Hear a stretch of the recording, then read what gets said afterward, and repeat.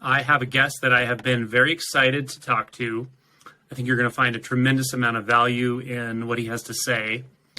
So this is Kevin. He has elucidated the pathway in deep stage realization in a way that I've never seen as clearly stated and described.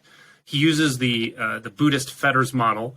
So he'll tell you he didn't invent this. Of course he didn't. But he has clarified it in such simple and plain language and made it so accessible that, in my opinion, you don't have to know anything about Buddhism. You don't have to understand Buddhism. You don't have to believe in Buddhism, and you don't have to know the doctrine, because this is in very, very simple language. But most importantly, it's effective. It works, and many people have gone through this model and continue to in the way he described it. The website he wrote this all out on is called simplytheseen.com. And I'd like to introduce Kevin. Thank you so much for having me today. Thanks for agreeing to do this. I really appreciate it. Again, people are going to get a lot out of it. I'm quite sure of that. So let's start with maybe just a quick introduction to what is required of people to start this Fetter model process, this unfolding. What's required really, I guess, is just a curiosity about whether or not who you think you are, what you think you are, is actually true. Mm-hmm. And being open to, well, maybe there's another explanation for how it is that daily life is what it is. Mm-hmm. Yeah. And so the Fetter model starts with the first Fetter being, and I guess we should talk about what is a Fetter? What does that mean? So Fetter is really a belief that you have about yourself, or in some cases, what else is happening around you. As you were about to say, the first Fetter, for example, is the belief that you exist as a separate, real person, and that everyone else does that as well. So it's a belief about what's happening. Mm-hmm. And when we speak about these beliefs or these fetters, the process of working through the fetters is essentially undermining or seeing through or breaking those beliefs. Is that correct? Right. It focuses on what exactly you believe to be the case. It's not a general sort of belief system. It looks at individual beliefs one by one, and you can see in your own everyday experience if that's true or not. And then once you see that it's not true, that belief just naturally goes away. I love that. So we had talked about doing probably a series of 3 videos to kind of unpack this, and just briefly touching into the first 3 fetters, essentially, that those are what I usually address as the initial awakening, first awakening, or Kensho if you're into Zen. And most of what we're going to talk about is actually beyond that. We're talking about what happens after that. But maybe you can just talk a little bit about, if you feel it's relevant, about your own experience of breaking that first fetter, or that initial insight of that I'm not a separate individual person in the way I thought I was. Sure. So I was a meditator. I could get into very deep meditative states, very quiet meditative states. And one day I was actually on a retreat. I got into about as quiet as you can get. It's called the empty abiding. Sounds very interesting, I suppose. Is that would be the equivalent? Yes. And there was literally nothing happening. I was still conscious, but nothing was really flying through my mind. And I had the presence of mind, if you will, to think, okay, if Kevin is here, I should be able to see him. If there's a self, there's nothing else in the way. It has to be able to be seen. So I took maybe 2, 3, 4 minutes to look throughout the entirety of my experience for this self. And lo and behold, there wasn't one there. The belief in that self immediately disappeared. And I stood up and realized I didn't know what it was exactly, but something had changed quite dramatically. And that was it. The first fetter, the belief in a separate self, went away because I directly saw that there was no such thing. Prior to that, it had been a matter of thinking about it, suspecting that there wasn't a self, thinking, oh, well, there can't be a permanent self or something like that. But just simply seeing it was like seeing Santa Claus, or who you thought was Santa Claus. Instantly, the belief goes away. Yeah. So a couple of things I just wanted to unpack very briefly about that. One is you mentioned being in deep states of meditation, and I just like to sort of highlight certain things that some people or maybe paradigms or traditions sort of equate awakening or realization or whatever with meditative states. But in one sense, by definition, that's not accurate, because the fact that you can go into a meditative state from what appears to be a non-meditative state or a person's experience kind of shows that. So I think it's a wonderful landscape in which to inquire, and yet it's not equivalent necessarily to the insight. Yeah, absolutely. This first shift for me did occur in the depths of meditation, but the second one occurred while I was in the office at work, in anything but a meditative state. Yeah. Yeah. And connected to that, what I've found is that meditative states are temporary states that are different from your everyday experience. It's when you let go of something, let go of a certain way of believing or interpreting information. The goal really, and this may actually upset some people, is that the goal is to not be able to get into those meditative states anymore, because whatever you let go has been permanently let go. Yeah. It's true. When people ask me, like, how do you meditate? And what, it's like, well, I mean, I can't say I don't sit and meditate, like, conventionally speaking, but I'm not sure how much actually changes. It's not, No, I describe it as today it can be a quieter version of what normally happens. Right. The deep, empty meditative state that took me several days on that retreat to finally get to can now be done in a matter of moments. Just let everything go. Yeah. And that's about it. Yeah. So just to be technical, when we talk about the fetters, breaking the first fetter, you wrote that, and I think it's probably accurate that generally the first three fetters sort of go together. They tend to fall together. We don't need to usually go and work on 2 and 3 right after that first initial shift in your experience. Is that true? That's correct. And that is a traditional teaching that the first 3 go together all at once, but you focus on the belief in a separate self, and the other 2 just naturally fall away. I've never actually worked on or worked with someone else on those other 2 fetters, other than to see how, for example, a reliance on rites and rituals can fortify the belief in a self. But it's really that belief in a separate self that is the focus. Okay. So to make a segue into, I guess we're talking about Fetters 4 and 5, largely that's what this video will be about. To make a segue into that, one could hear that you said you've suddenly realized there's no self in a direct way, and assume that, well, that must mean that you don't ever react to anything anymore. You don't have intense emotions. You don't have resistance patterns, right? Would that be an accurate or inaccurate assessment? That would be wishful thinking. Right. Right. Sometimes people say, well, there's no one here, so how can there be anyone reacting? And what it turns out to be is that you don't need a separate self to react. The reacting is happening, and then you identify with it. Oh, that's me reacting. Yep.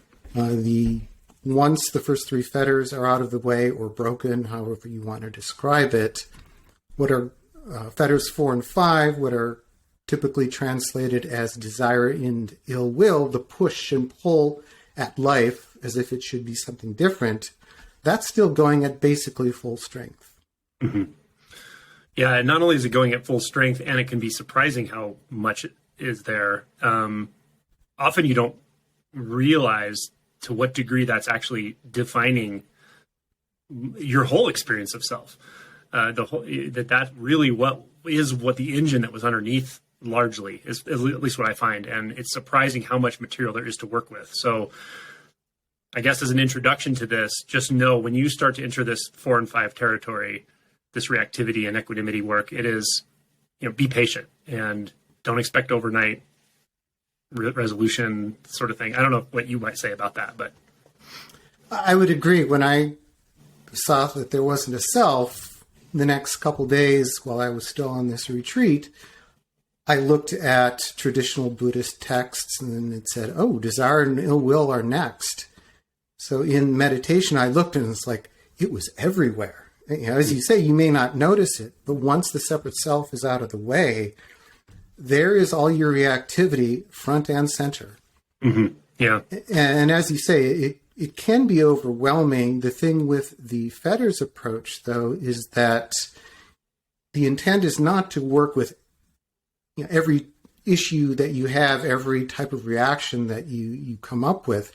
It's looking at the belief behind reactivity, by which you're only looking for one thing. You're not looking for a solution to all those sources of reaction. Yeah. And what is the belief? The belief is that there's something about you that makes reaction necessary. Mm-hmm. For example, in my case, when I was at work, I was about to send an email to someone that was not the kindest email in the world. Let's put it that way. I had the presence of mind to catch myself right before pressing send and ask myself, well, why am I sending this? What is the reason? And actually wheeled away from the keyboard for a moment, closed my eyes, and looked for the reason to send that email. And I looked and looked. And again, this is not in a deep meditative state. This is in the office.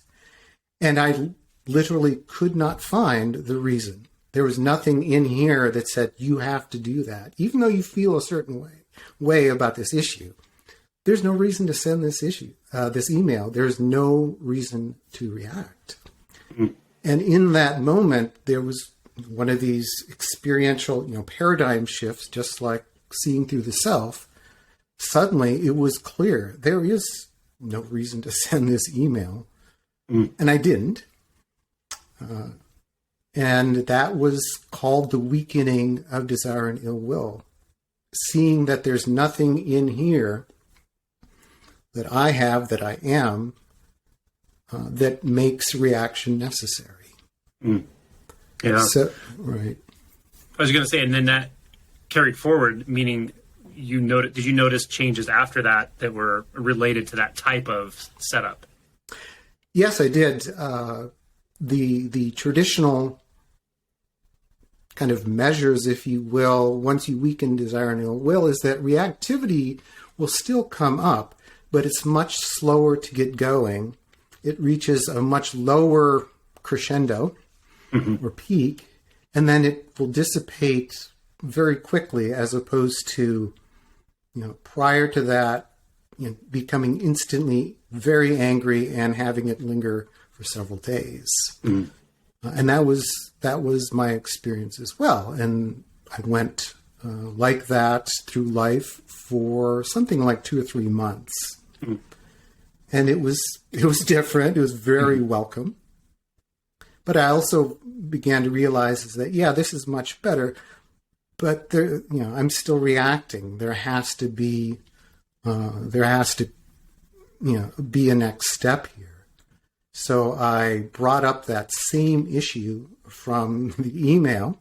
And this time I was sitting at home in light meditation. But I just brought that issue to mind and how it felt, all the ways I wanted to react, all the things I wanted to say, but just stayed with the basic fact of the matter and how it felt, and looked just everywhere in my experience, where's the reason to react here? And it took a while, maybe 15, 20 minutes, but it was the same thing. I finally saw that, oh my gosh, there really is no reason to react. Yeah. And this time that seeing through was complete. It wasn't just weakening of desire and ill will, it was breaking of it. And it was one of, it was one of those tears in my eyes experiences. I just couldn't believe that I could be this free or that free of reactivity. But sure enough, that was it. And it's been that way, ever since. That was, about 10 years ago. So, yeah, I think we'll get into the mechanics of how someone might do this. But first, I just want to ask specifically about that. When you say looking in my experience for a reason to react or anything that compels the reaction and so forth, can you unpack that a little bit? Do you mean looking in sort of the belief system of, okay, if I send the email, then what is that going to do? Well, this person's probably just going to react and send another one back to me, and that's not going to do any good. And did you look through the logical aspects? Did you look through the physical, emotional, the feeling, instinct aspects, or all of it? Or none of that. Actually, I looked the same way I looked for the self. This isn't, it's not about thinking. It's about, I realized I had a belief that I have to react this way. And so I looked for what corresponded to that belief. And it was, I didn't have any particular thing in mind. I just asked myself, why? Why? And I waited for, something to show itself saying, oh, this is why you have to react. And of course, nothing showed. And that was it. I love it. Now, in your experience working with others, is that kind of fast or average as far as how long this kind of thing takes? Or it really does vary. I mean, some people that I've worked with, the first day or two that I just kind of set up the mechanics of how the inquiry goes, they quickly get it.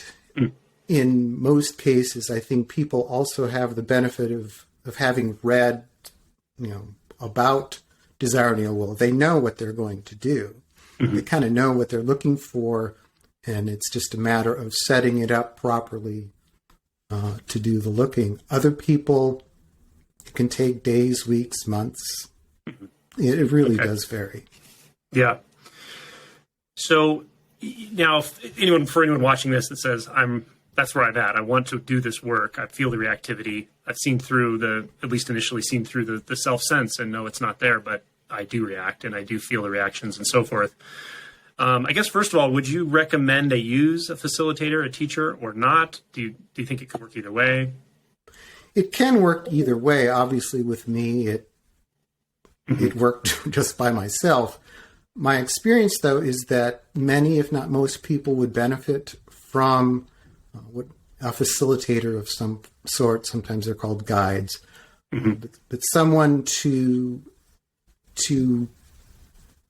set it up and then make sure the inquiry is going in the direction, for example, to make sure that it's not turning into a thought experiment, or they're looking for who is reacting rather than the reason to react. The way I suggest going about it is somewhat precise. Yeah. Therefore, having someone who's been through the process and knows what to do and what not to do can be very helpful. Yeah. Okay, so I actually thought, before we get into the mechanics of it, I thought of another question I could have asked that I think will be helpful, because some people may not actually know what we're talking about when we talk about reactivity specifically. When you mention reactivity, can you make a contrast between what you mean by reactivity and responding to an environment, a dynamic situation, a challenge, even maybe a difficult person? How could that potentially play out without actual reactivity? So, for example, someone that you know or don't know is starting to raise their voice, if not yell at you. And it's just not appropriate. And there's no reason you have to stand there and take it. So you can tell them, excuse me, I don't care to listen to this. I'll be going now. And you can walk out, and how they react to that is up to them, but you've just left, and that can be it. However, you can also start to hear them start to tense up, get ready to yell back at them, get very angry, worked up, A lot of fear can arise, and it can turn into a real mess as you tell them whatever you tell them, and you leave by basically telling them, I don't have to listen to this. Mm-hmm. Same result, but a completely different experience. In the first one, there's no, what I would call suffering. There's no resistance to what is happening. There's no wishing that that person was different. It's just, this is not a good situation. I'm leaving now. Yeah. Whereas in the second situation, lots of suffering. Yeah. Yeah. Two aspects to that I think are important to highlight. One is exactly what you said, that there's no belief that that person should be different than they are. They're yelling, they're upset, maybe they've slighted you, they've done something unfair, maybe they've even caused a thing that you're going to have to sort out later, whatever. And yet there's nothing in you that says they should have done differently than they did, or I wish they did. Yeah. Exactly. It's what's happening is happening. The belief is that, well, things should be different for me. Right. For me, it's always, that's the key, right? Yeah, that. And the other thing I wanted to say is, or ask you about, because this is my experience, the internal experience. Yeah, like if you could call it your internal experience, like if you were to look inward and go, do I feel contraction? Do I feel, my heart rate going up? And like, do I literally feel like I need to physically react? Is also not there, I assume. Yes. Generally, although one time at work, I was in a meeting and we were talking to other people from another division who were doing things that were really undermining what we were doing. And very uncharacteristically for me, I pretty much let them have it and told them, how what they were doing was undermining us, wondering if we were on the same team. And but the experience of it was, inside I was very calm, and it was almost like I was watching myself and just thinking, wow, look at him go. Mm-hmm. So it's not that you don't respond. And sometimes a very strong response is the best response. Mm-hmm. Prior to working through desire and ill will, I probably would have just swallowed what I had to say, and it would have gone completely different. But they heard me. Yeah. And things changed. You know what? I can relate to that 100%. It doesn't come up often, but on occasion, I can think of a work situation with just a very difficult person I have almost never worked with, and they came from a different hospital and so forth. But the person was kind of being emotionally abusive to other people in my environment. And I knew, A, that I was going to have to talk to that person, and pretty much immediately. B, I knew they weren't going to take it well, no matter how I said it, by the way they're set up. I didn't know for sure, but I was pretty sure. And C, I had to be direct, and I couldn't overlook it. And so, interestingly, it does sometimes compel you to put yourself in that situation where you're like, ooh, this would be easy to avoid, but I got to do it. I mean, it's just the right thing to do, and sit down and talk to the person. And it felt just like you said, like, there wasn't an internal experience of anything contracting or whatever, but the dynamics of the situation, if you were to watch them from a third person, they were kind of intense, and I was very direct, So I can relate to that for sure. Yeah, and I think that illustrates that our tendency is to want to feel a certain way.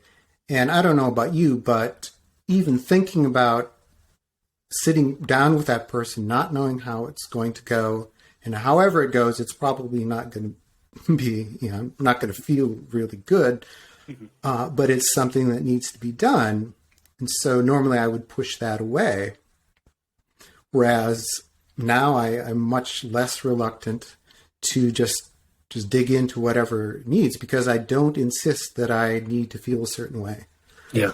And that, ultimately that's compassion. I mean, it's a sort of not self-centered, the person would probably not prefer any of that. And yet it's sort of the right thing to do in the environment. So, right. The other question I wanted to ask you about this before we get into the how-tos, as far as emotion is concerned, this changes the spectrum of emotion, I'm sure. Like, for instance, are there certain emotions you just don't feel anymore? Anger, shame, regret, those sorts of things. Are there emotions you still do feel, like whatever, sadness or something like that? Yes, some emotions go away. What really struck me was that I no longer felt fear, which had been a huge aspect to my life to that point. Also, anger goes away. So negative emotions, frustration went away, which was surprising. And on the other side, the sense of longing, wishing, needing. If prior to that, emotions had been a roller coaster, very high highs and then really going down into the lows, it was a much more gradual ride after that point. Emotion is still there. If emotion isn't, there's probably something wrong. If you don't laugh at jokes, right? Well, good jokes, but yeah, exactly. Yeah, and if you don't feel, affection for those you love, but the extremes are what fall away. Yeah, that's exactly my experience, and it's in one sense you could say it's far more enjoyable to feel.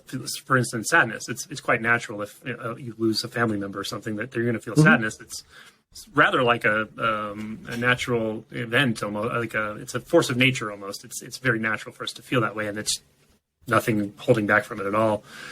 Right, and sadness still arises, but does the misery associated with loss, that's what's optional. Yeah, absolutely. The resistance to it, the fear of it, the pushing it away or thinking it should be other, et cetera. Yeah. So, I guess the next phase of our discussion would be, so someone's saying, okay, I want to take this up. I want to take this practice up. Obviously, you have a website that does walk people through it. It's pretty good instructions, but let's just sort of reconstruct. How would you start with this? Where might you tell someone to look in their life, or how would they start to introspect on what area of their own reactivity to start to work with? I would suggest they start with bringing to mind an issue, maybe something that arises regularly, that generally it's a matter of something where they get angry, frustrated, fearful, or on the other side of the coin, it brings up a sense of longing. And just bring that into mind and recognize that they would like something else to be happening that is happening. So, for example, a fairly mundane issue might be your neighbor on Tuesday when the trash is picked up, they don't bring their garbage cans in until Thursday usually. And you don't like to look at garbage cans. And this isn't a judgment about, whether that's, is as a rational thing. It's just something that you find frustrating, even anger inducing. The tendency is to focus on what that person is doing, leaving their cans out there. But the first thing to do in terms of inquiry is to instead clarify, well, what do you want to be the case? In this case, it would be, I want them to bring in their cans by 6 p.m. Tuesday evening. Really simple. That's what you want. And then to just drop into your experience silently, tone it, whatever, just say, they don't bring their cans in by 6 p.m. Tuesday. The first thing I think you'll realize is that the emotional flavor to that is completely different from saying to yourself, well, they leave their cans out until Thursday afternoon. So it makes it much easier to work with. Emotions don't tend to get carried away so fast. And also it clarifies, this is what I want, and I'm not getting it. Sometimes that can be very humbling to recognize that the reason you get angry is because you don't get what you want. And really, that's what it comes down to. So can you state that one more time, or just clarify, just for anyone who doesn't get that distinction you made between saying, I want them to take, you said they don't take their trash cans in by X time. That's the statement to sort of focus on rather than what they what's happening rather than what you do. want to be happening. Right. So instead of focusing on they leave their cans out until Thursday, focus on the fact that they don't take their cans in by 6 o'clock Tuesday. Yeah, it may seem that like can almost sound like the same thing to some people, but it's not at all. It's one is very much what you want to happen, and what is the other one is what does happen. What is happening? That's right.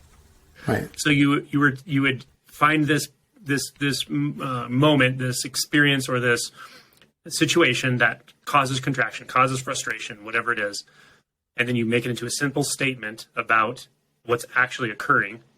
Well, first you have to identify what you want to be occurring, but then realizing, but here's what's actually occurring.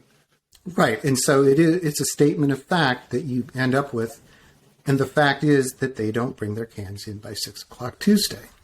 Okay. Now, when you make that statement inwardly, let's say, or maybe you speak it outwardly, what's the range of things that could happen right after you do that? I mean, what would you expect someone to experience with intoning that statement? What I would expect is, one, some sort of response in the body. It might be in the arms, in the throat, in the stomach, some sort of physical response to, and it'd just be in the form of vibrations and sensations, typically. That's how that fact feels, quite literally. That's how it feels to state that fact to yourself. I would also expect that a lot of thoughts will quickly arise about what you could say, what you have said. The body might start tensing up. But what the intent is to just stay with that fact and how it basically feels. Mm-hmm. So what I often say is, they don't bring their cans in by Tuesday at 6. 10 words. That's all you get. No other thoughts other than just focusing on those 10 words and how it basically feels. Mm-hmm. So I always ask people, where is that first felt? Let's say it's in the throat. Mm-hmm. There'll be a burning sensation in the throat. That's all that's happening at first.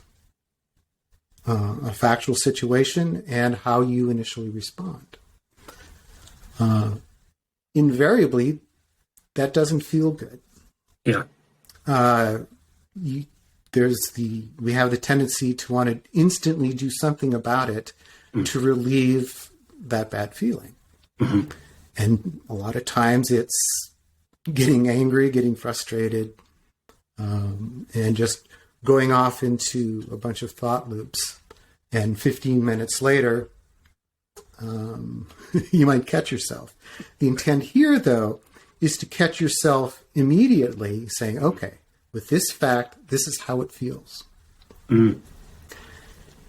I ask people to pay attention to, okay, all the thoughts that are ready to get going, and you know what they are, mm-hmm. all the bodily reactions that you're very familiar with, those are ready to roll even when you let them. Mm-hmm. But try just to stay with this fact and how it basically feels. Mm-hmm. And what you find is there is a gap, as it's called, between the fact and how it feels and all those reactions that are ready to go. The inquiry, as it's usually called, into desire and ill will is done in that gap. Mm-hmm. If you can stay there and look around for a reason to react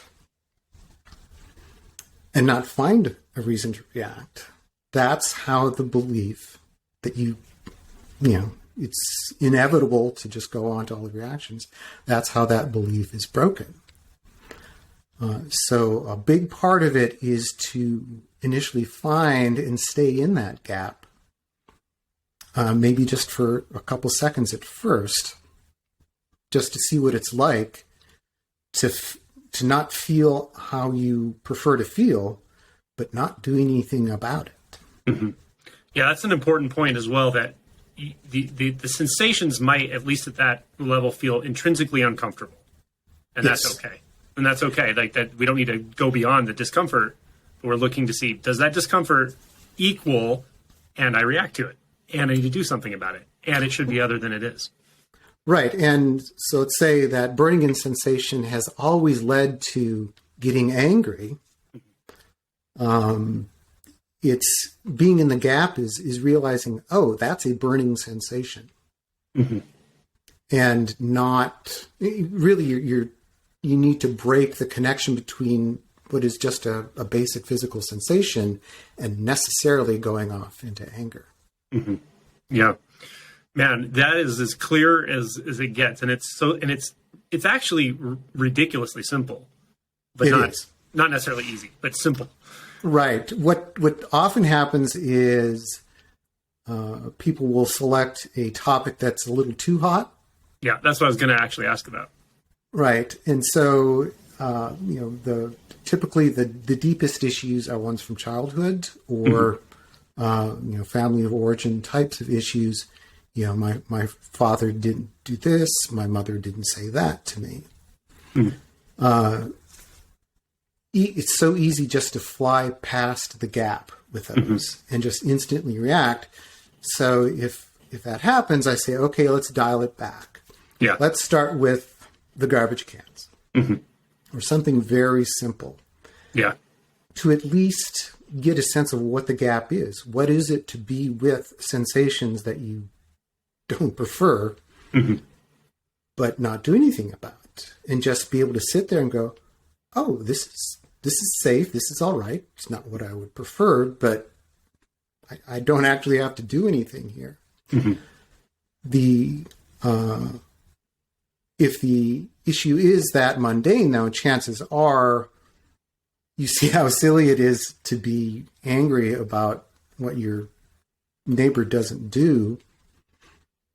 And the urge to react just will dissipate quite quickly. The good news is you may not get angry about that much anymore, but every time you bring up to mind, deeper issues, those will still lead to reactions. So once you find what the gap is like, then we can move on to a deeper issue that's more strongly triggering.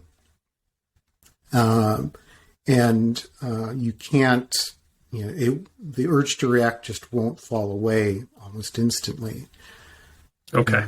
Because to be in the gap, not only is it about noticing that, oh, it's just sensations, but also still feeling the urge to react. Yep. Because then you can sit in the gap, just on the verge of reaction, but not quite, and look for, okay, well, why? Where is this? And to do that looking, I usually suggest that some sort of image be used. For example, a very common one is with the garbage cans. Well, it presses my neatness button. So if this really is a big issue for you and you're sitting in the gap, just barely holding back from reacting because of how this fact basically feels, you can look around for your neatness button.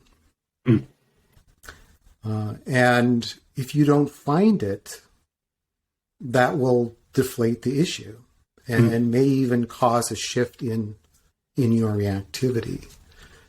In my case, I just looked more generally for the reason to react. I just kept asking myself, why? Why? Nice. So to summarize the overall context here, if you find that it's too hot, too triggering, you're immediately in your head or distracted and just running away from the exercise, Right. Consider something that's less triggering, but still triggering. For instance, I don't know, being in traffic and being impatient and someone cut you off, or Right. grocery store line, things that tend to cause us, right? And And if you've done this, you feel confident you've gotten to the gap, you can intone the statement in its bareness and not adding to it, and you are in the sensations, and then the reactivity stops with a certain statement. Then it's time to look around and see what else do I react to, and or what are my deeper triggers? What are my fear triggers around safety and security and love and whatever? Exactly. Yeah. The intent is to not, just to summarize what you just said, don't pick an issue that makes you just fly right past the gap, but also pick one that's strong enough so you're solidly in the gap with the urge to react and what might feel like somehow not reacting. Okay. Yeah, I think that's really, really clear. So when someone is able to get to those basic sensations and feel that, you call it restlessness, perhaps, and how long would you say they get used to that sort of gap, get used to the discomfort before they start looking around, or is it not really a specific time? It does vary, but typically if in a dialogue it's a daily email back and forth, the first 2 or 3 days will be about just becoming oriented to what the gap is. Mm-hmm. And for example, seeing what it is to fly right through it, mm-hmm. and also to eventually just stay there. Mm-hmm. And it's also about starting to try out issues. Mm-hmm. You know, it's kind of like Goldilocks. It can't be too weak. It can't be too strong. It should be just right. Yeah. Cool. And I will say, though, that first just right issue can often, in 2 or 3 days, turn out to be not much of an issue at all. Then it's time to move into, okay, let's talk about the gift that keeps on giving, your family. All right, that's what I was going to say. At some point, we're probably going to do some work in the emotionally connected spectrum, and often goes back into even childhood. So that's where I wanted to kind of unpack it a little bit more, because so many people have so many challenges around this. I mean, minor through major traumas like emotional repression that's taught in the family, all the way down to physical and sexual abuse. Like there's a lot of that goes on in people's history. So how would you go about intelligently picking out a good place to start with someone who just says, my childhood was a disaster, but I know, and there's a lot of material there, but maybe they've done some reactivity work already. They get the process of this. How might you direct them to start looking around and going, okay, is it my mother? Is it my father? Like how do I start here? I might ask them, tell me about one memory that comes up more than most. Mm-hmm.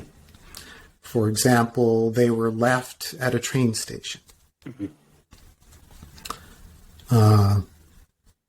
Something like Home Alone. Mm-hmm. And just start there and ask them, okay, is this, how intense is this? And chances are, if it comes up a lot, they're at least used to it. And then, okay, start with that and say, it's probably pretty easy to clarify, well, what did you want to be the case? Mm-hmm. As opposed to, so instead of saying, I was left at the train station, what they wanted to happen was, I wanted to be picked up. Or I wanted, so make sure that they're clear on what they wanted to be the case. And then it's, just go into, finding the gap, being with that fact and how it feels. But the statement is, I was left at the train station. No, the fact is, I was not picked up. I was not picked up. Exactly. Okay. Gotcha. I was not picked up. Yep. Yeah. The fact will almost invariably include the word NOT. Not. Okay. Or don't. They something don't. Something that didn't happen. Yeah. Something that didn't happen. Gotcha. Okay. Yeah. And just see how it goes and ask them, how easy is it to just, be with how it feels? Really, the first step before that, though, is to see if they're aware of basically how it does feel. What are those initial sensations? For example, is it something in the gut, in your arms? You really become attuned to how that fact feels. And just know that every time that fact is brought to mind, those basic sensations will probably be there. Yeah. So that's a really important distinction that almost sounds the same. I was left at a train station, or I was not picked up from the train station. You could say functionally those are in one way the same, but the perception of something not being the way I think it should have been, it was not done, was not picked up. Right. And that, you can apply that generally to any instance of this kind of work, meaning like, I'll think of an example that would be maybe a little harder to pick that out of. Let's say your father was abusive, generally speaking. Like, okay. Is it best to come up with a very specific instance that really sticks out in your mind when my father, like, verbally abused me for XYZ? Or is it my father was abusive? Can I use that as a general orientation? Yeah, no, it has to be specific. So let's say your father was verbally abusive and you sent a baseball through the window when you were 9. Okay. Yep. And your dad came out and started yelling at you. So what did happen was that your father angrily, started yelling at you. Mm-hmm. What you wanted to be the case, but didn't happen, is my father didn't come out and calmly, ask me what happened and let me know that, the cost of the window would be coming out of my allowance for the next month, for example. That didn't happen. Gotcha. That's what you wanted to happen. Right. And so it's very factual. Mm-hmm. To a particular situation, as opposed to saying something like, well, yeah, if my father was abusive, you could turn that around and say, well, my father was not kind. But, does that give you something specific to work with? Yeah. It probably just brings up a plethora of memories. Right. So we're just working with one situation, one memory. Okay.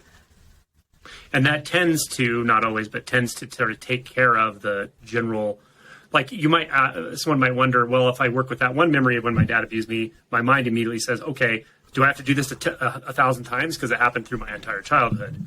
Or is this finding the salient memory often will address the broader issue around that? No, you find one to work with because the belief is the same regardless of the issue. Mm-hmm. There's something about me that makes reaction necessary. Yeah. Okay. Yeah, I just wanted to clarify that for anyone who looks at this and goes, my whole childhood was that way. One mm-hmm. memory, like, do I have to do this a million times? But that really dials it into this particular fetter, and that's great. Right. And one thing, not necessarily a caution, but maybe a reality check, is that even if you break desire and ill will and don't react, every time you bring up a memory from your childhood, it probably won't feel good. Probably won't feel any different from, how it felt, before you even started this type of inquiry. Mm-hmm. It's just that you won't react. Mm-hmm. Yep. You'll still respond. This isn't about becoming a pincushion to life and everything, whatever happens is fine. Mm-hmm. Actually, it's in many cases just the opposite. Mm-hmm. Yeah. That's important to point out as well, that the feeling tone about a certain memory experience or even situation ongoing may be very similar or the same. You just simply won't react to it. You won't. Right. Yeah. Okay. You don't have to think about, there's no reason to react. Mm-hmm. You just don't. And you might find it very surprising to realize that something happened, some memory came up. For example, you mentioned getting cut off in traffic. Someone might come barging in on the freeway and there they are. And 5 seconds later, you realize, oh, I just slowed down a little and everything's fine and I didn't react. It's like, it's like, what happened there? Yeah. Well, nothing. Yeah. All right.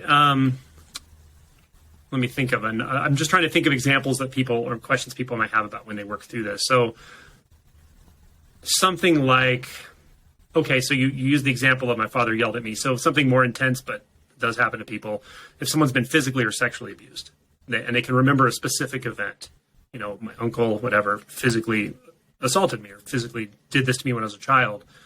Obviously, that's a very triggering thing, and hopefully they've done some work to get into that close of contact, and yet it's the memory that's coming forward. How might they work with that to turn it into that statement of, should it be something like, this person didn't treat me like a child should be treated. This person didn't take care of me and honor my boundaries, or how would you design a statement like that? I think the first thing to do would be to find out if this is really something that can be worked with in this way. It might be too strong. Mm-hmm. It might also be the case that what you really wanted to happen was you wanted your parents to control what was happening and to monitor what was happening. Mm-hmm. That may be a much more or less triggering fact than what you wanted your uncle to not do. So in a way, it's being realistic about what can be loaded into this inquiry. Okay. So if something is too triggering or too hot, it doesn't mean you have to go address that later, but you can work with something that's a little more in the scalability of your ability to deal with it as you work through it, and you can still break the fetter. Exactly. Okay. That's good to know. Yeah. Okay. And another thing to note is that you might end up working with a half dozen issues of varying degrees of intensity. It doesn't have to be, one and done. Mm-hmm. Okay. What do you see in having worked with people? What do you see as the biggest challenges or cautions you might give people in doing this, or what kind of advice might you give them at the outset as far as where people get hung up on this? In terms of selecting an issue, it very often tends to morph from focusing on what they want, but isn't happening, and it slides into what does happen. Mm-hmm. So in the case of garbage cans, it would go from they don't take their cans in by Tuesday at 6 to they leave their cans out until Thursday. So just really be diligent in focusing on what that fact is and that it's something you want that isn't the case. Another thing that can easily happen is the first looking around for a button, you don't find it, but nothing really shifts either. So there can either be disappointment or that initial not finding, maybe it didn't make a fundamental change, but conceptually you now know, oh, maybe there isn't. So you start to talk yourself out of reacting. There's no reason to react, so I'm not even going to get into the gap anymore. Yeah. The intent is to, again, you've got whatever words are in your fact, be it 8 or 10 words. Mm-hmm. So when you are dropping those in, just let yourself feel the urge to react and don't talk yourself out of it. Otherwise, the inquiry stops. Yeah. Oh, that's so perfect. Yeah. Perfectly laid out. Wonderful. Okay. Let me see how we're doing on time. Good. Man, that went fast. So any, time is different these days. That's for sure. Yeah. Any other things you would like to tell people who might work through this or start working on this that we haven't touched on? I would say be realistic. Mm-hmm. You've had how many decades of honing your library of reactions. Mm-hmm. and this is new territory. Mm-hmm. So, especially if you don't have the opportunity to work with some sort of guide or facilitator, it can take a while to slow your response and reaction cycles down to the point where even with something like garbage cans, mm-hmm. Where you can reliably find the gap and realize what it is. Mm. Okay. Yeah. And then, and just be very patient with yourself. Every time you fly out of the gap, just say, okay, I'm no longer in the gap. Stand up, walk around a little bit. 20 minutes later, try it again. This is, other than the words that you use to describe the fact, this is a completely non-conceptual approach. Well, and I guess you'd also maybe use words like, well, it seems like it triggers my neatness button. Mm-hmm. So then you get 5 more words at some point. Where is my neatness button? Mm-hmm. Yeah. That's if you sort of feel a little like disoriented as far as what you're actually looking for, kind of thing. Yeah. Yes. And so the button, it can feel like a trigger is pulled, a light switch goes on, something tangible like that can be very helpful in focusing. Okay, what is it I'm looking for? Mm-hmm. In my case, it was much more general. I just asked myself why. Mm-hmm. Yeah. Awesome. Yeah. Oh man, I think that's a very clear, concise, direct, and quite useful and actionable description overall. And I think people are going to get a good amount out of this. The only thing I would add is, and I think the whole conversation was laced with this, and it's not sort of obvious, but just be willing to be uncomfortable. This isn't about samadhi. This isn't about blowing yourself out into transcendent consciousness. This is down and dirty. This is gritty work. Right. And if you find yourself, falling into a meditative state where the urge to react is not really there, then, that's fine. Mm-hmm. But don't try to do the inquiry from that perspective.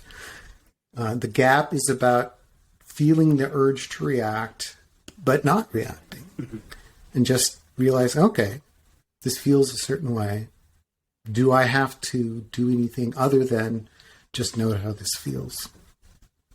Awesome. All right. Yeah. I think we did it justice. Okay. I think we did too. All right. So I'll stop recording now and then we'll chat for a moment. Okay.